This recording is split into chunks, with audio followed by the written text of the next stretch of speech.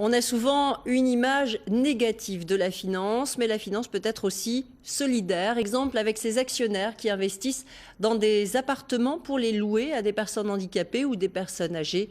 Les colocataires payent un loyer modéré et cet argent est ensuite réinvesti dans d'autres projets. C'est le dossier de Sylvie Malal et Vincent Roy. Voici la cahute, 23 appartements avec buanderie commune. Les machines à laver sont partagées par tous les habitants. Mais ce n'est pas la seule originalité de cet immeuble. Au rez-de-chaussée se trouve un logement de 150 mètres carrés.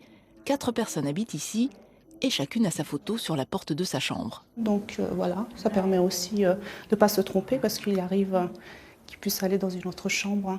Donc ça les aide aussi. Les colocataires souffrent en effet de troubles cognitifs. Grâce à leurs allocations cumulées, ils peuvent disposer d'une assistante de vie sociale présente en permanence avec des sorties quotidiennes quand il fait beau. Comme hier, ça n'a pas joué en notre faveur, quoi. Il pleuvait, quoi. Enfin, et avant-hier aussi, je ne sais plus. Mais autrement, on se balade, quoi. Justement, ils partent tous en promenade, y compris Alain, qui reçoit aujourd'hui la visite de ses parents. 1 an après son accident vasculaire cérébral, dans cet environnement, il fait d'énormes progrès. En tout cas, c'est ce qu'affirme sa psychologue. Je l'ai rencontré vendredi, elle m'a dit qu'effectivement, il avançait, que c'était positif, tout ce qu'elle entendait était positif. Il se rend très bien compte de son état. Il se rend compte qu'il ne peut pas vivre tout seul. Notre objectif aujourd'hui à Famille Solidaire, c'est de pouvoir lever 2 millions d'euros pour poursuivre d'autres projets sur d'autres territoires, sur des solidarités qui sont similaires. D'autres projets, comme ici à Schleital, en milieu rural. Catherine Tête est propriétaire de cette longère trop compliquée à transformer en habitation. Mieux vaut construire sur un terrain comme celui-ci, le long de ce chemin qui fait le lien entre les villageois.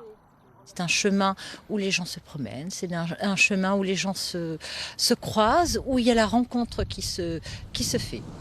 Des particuliers qui portent des projets d'intérêt général. Au département, on observe ces expériences avec attention, d'autant que l'ancien système semble à bout de souffle. Des centres spécialisés, il n'y en a pas suffisamment et dans les prochains temps, il n'est pas vraiment prévu de construire des places supplémentaires. Donc aujourd'hui, le conseil départemental souhaite co-construire avec les associations pour trouver de nouvelles solutions, des solutions innovantes qui permettent en fait aux personnes en situation de handicap et aussi aux personnes âgées de trouver des solutions autres. Le chien s'appelle Berlioz, car sa maîtresse Raymonde adore la musique classique. Elle attend avec impatience que Catherine Tête concrétise son projet d'habitat partagé à Schleital. Vivre seule est devenu compliqué avec l'âge. Elle demande parfois de l'aide, mais pas toujours. On demande une fois où on le dit, puis après on a l'impression d'être quémandeur, de quémander ou quelque chose.